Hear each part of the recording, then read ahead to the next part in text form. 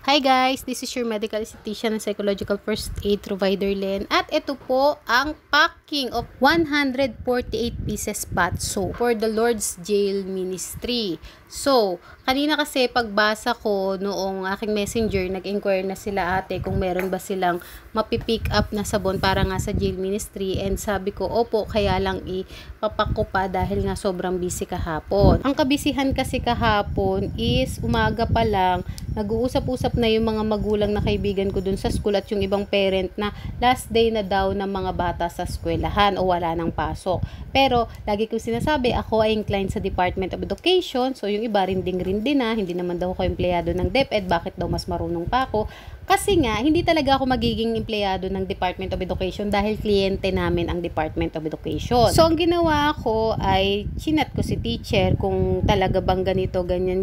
Kasi ako, bago ako maglabas ng information, validated lahat yun. Hindi sumagot kaagad dun sa chat si teacher, pero pagkahatid ko kay Ellie, yun ang sinabi niya na hopefully matapos kaagad yung 4th periodical examination ng mga bata dahil busy din sila sa magaganap na eleksyon. So, hindi ko naman kailangan ipaliwanag dun sa mga tao kung paano namin naging kliyente yung Department of Education para hindi kayo mahirapan at matorture yung mga utak nyo. Will ni Lord na doon ako mapunta at napunta ako sa budget. Paano ginagastos ang budget ng isang eskwelahan? Saan napupunta? Nasaan yung gamit? Sino ang kontraktor? Kaya mahigpit ako pagdating sa transparency. At hindi lang naman DepEd yung aming kliyente. Halos karamihan po ng government offices. Mas more nga lang talaga ng mga school at school division office yung aking mga nahahandle. Kaya alam ko yung kalakaran sa eskwelahan. At the same time, kahapon nandun na rin naman halos karamihan ng aming mga estudyante.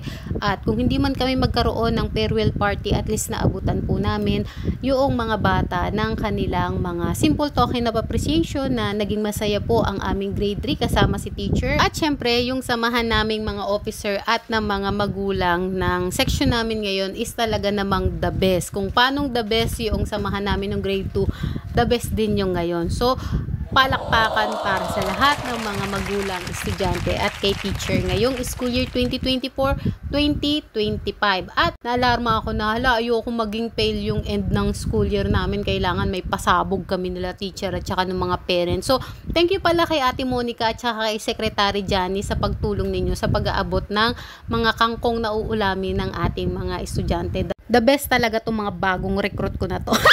Charles! Siyempre hindi. Bumubuo lang talaga ako ng mga grupo ng mga magulang na supportive at punctual para kami ay makatulong sa mga good and great teachers only. Because I am very selective person. At the same time, mahadera nga daw ako. So, lagi kong sinasabi, given ang respeto ko sa lahat ng tao, yung tao na lang ang magdedesisyon kung ako ba ay magiging blessing or curse sa kanila. Pero pagdating po sa mga teacher, talagang tinitignan ko kung meron silang traits of being good and great teacher, and then susuporta po talaga ako doon. So, yun yung reason kung bakit hindi ako nakapagpack kahapon ng para sa jail ministry. Pero ngayon, mabilis lang naman dahil nakita nyo ba na meron na tayong tape dispenser. So, ako kasi hindi ako basta-basta bumibili ng gamit nang hindi naman talaga kailangan. Pero dahil pagkatapos nito, gagawa na ako ng mga sabon na ipamimigay para doon sa Brigada Eskwela. Kaya para mas mabilis din yung pagpapak ko ay bumili na ako noong tape dispenser. Sabi ko sa inyo when the Lord's call,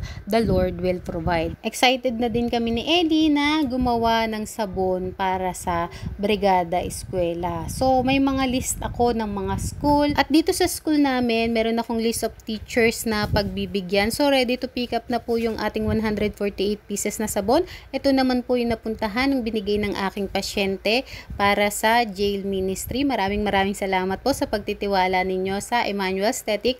Ito po yung mga minisyonan na PDL at sila po ang ating mga missionaries. Yun lang, I hope na enjoy nyo yung ating video and God bless everyone!